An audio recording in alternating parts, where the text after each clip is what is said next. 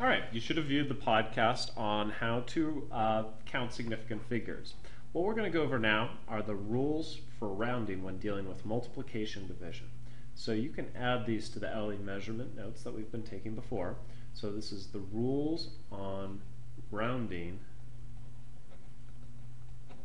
when multiplying and dividing.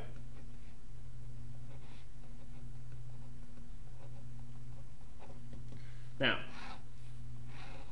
there's really only one rule. If you have two measurements, you want to round to your worst measurement. What that does is causes you to round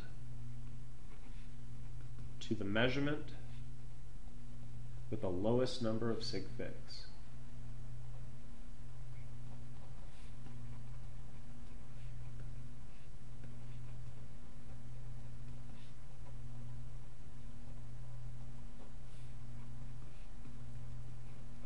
Alright, I'm going to give you guys a bunch of examples on how to round using this rule after you've multiplied and divided. The first example that I'm going to provide you is going to be a simple one. We're going to start off with a problem where I have a number, I'll make up 7.256 times 3.8. So, in my calculator, I multiply both of these numbers, and I end up with an answer that goes on for quite a while. The answer is 27.5728. So, the rule is to round to the number, the measurement, and we'll assume that these two are measurements even though they don't have units on them. That's normally a bad thing, but in this case, this is just an example on how to round. The first number has 1, 2, 3, 4 significant figures. The second number has 1, 2 significant figures. The number in our calculation with the lowest number of sig figs in our measurements is 2. That means we need to round our answer to 2 significant figures. The way that I round my answer is that I find the first non-zero. And after I find the first non-zero, I like to make a little tick mark above it. And then after you find the first non-zero, you count sig figs, and you want to count the number of sig figs that you're rounding to, which is 2. So 1, 2, simple as that. So I'm rounding to the 7. I want these two digits to be significant figures and none of the others. So I look to the right of it. This is the number I'm rounding to. I look to the right, and then I ask the question, is it 5 or bigger? If this number is 5 or bigger, it rounds the number to the left of it up. So I end up with 28. And that is the correct answer for rounding to the lowest number of significant figures. Now we're going to continue with another example. This next example is going to be division.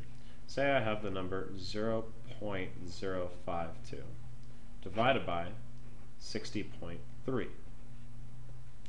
I do the math, and the math that I get is that I end up with a number that's 0.0086235. I'll just stop. It keeps going.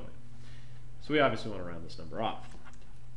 The first number in our calculation, the 0.052, let's count the number of sig figs. Well, it has a decimal, and that means I need to find the first non-zero, which is the 5.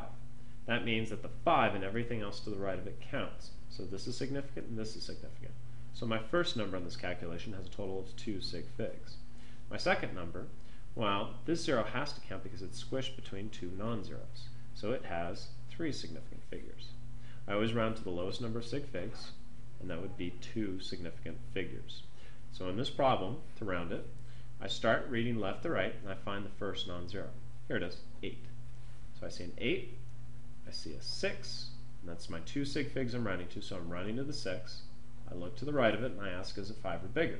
The answer is no. And since it's not, I just write out 0.00086, and I've rounded it off.